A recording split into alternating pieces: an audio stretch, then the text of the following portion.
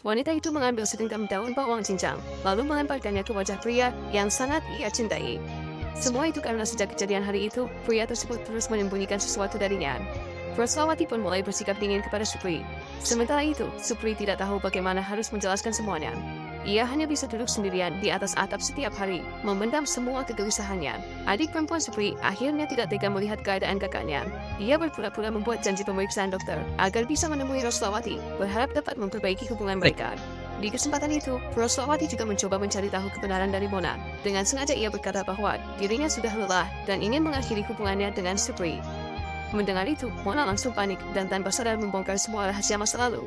Ternyata dulu, Supri bekerja sangat keras agar bisa masuk sekolah militer demi bersama Rosmawati.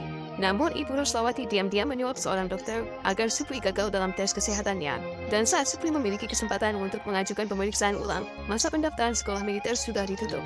Mendengar kenyataan itu, emosi Rosmawati langsung runtuh. Namun ia masih menanyakan tentang luka tembak yang pernah dialami Supri. Mona kemudian menjelaskan bahwa dengan nilai yang sangat baik dan kondisi fisik yang luar biasa, Supri sebenarnya sudah diterima di pasukan khusus penjaga perbatasan. Tetapi tepat saat ia hampir mendapatkan kenaikan jabatan, sebuah misi berbahaya membuatnya terluka parah.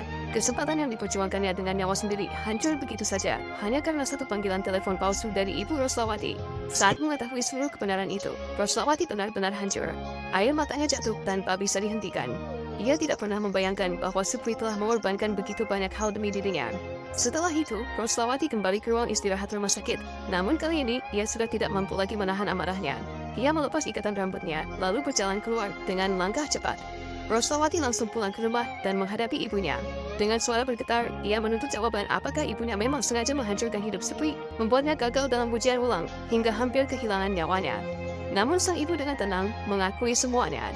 Sikap dingin itu justru membuat hati Rosmawati semakin hancur. Untuk pertama kalinya, ia sadar bahwa selama ini dirinya hanyalah alat untuk kepentingan keluarga dan hubungan bisnis mereka. Dan karena kini ia memiliki perasaannya sendiri, keluarga itu memilih menghancurkan masa depan Supri agar hubungan mereka tidak pernah terjadi.